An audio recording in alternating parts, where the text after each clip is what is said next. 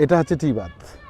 তো এই টি বাঁধে এসেছি অনেকবার, ওদিকে আইবাদে গেছি অনেকবার, কিন্তু এই যে শুকনো মৌসুমে আইবাদ টি বাঁধের পাশেই এই ধরনের বসার জায়গা, এখান থেকে যে দৃশ্য, এখান থেকে যে পদ্মাকে দেখা খুবই সুন্দর, খুবই উপভোগ্য।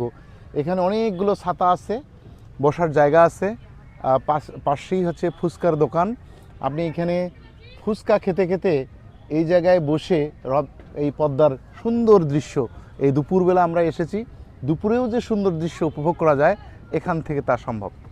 আমরা এই সুযোগটা নিয়েছি এই কারণেই, কিন্তু যেহেতু এখন মধ্য দুপুর, এখন খুব একটা ভিড় হবে না পদ্মার তীরে, আর এই সুযোগে আমরা নিরিবিলি একটা সময় কাটাতে পারবো। ওই আবারও দেখাই, এটা হচ্ছে যে টি বাঁধ,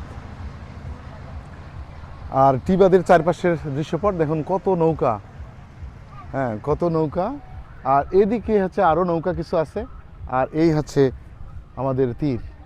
আর শুকিয়ে যাওয়া পদ্মার অবস্থা, ওই যে দূর সীমান্তে দেখা যাচ্ছে চর জেগেছে, ওদিকে চর। আমরা গত শুক্রবার ওই চরে গেছিলাম, ওই চরে যে গেছিলাম ওটা হচ্ছে যে এই টি বাঁধ থেকে আরেকটু সামনে গেলেই একটা ঘাট আছে নৌকার,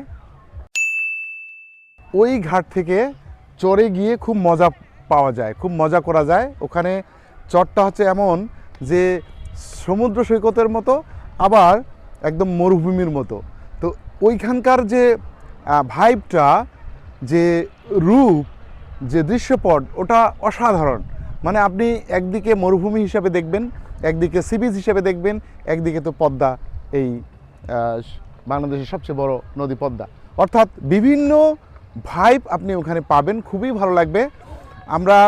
আমি স্পেশালি যখন কোথাও যাই এরকম, যদি পদ্মা নদীতে আসি, চেষ্টা করি দুপুরবেলায় কাজ শেষে শুক্রবার একটু চেষ্টা করি আসার।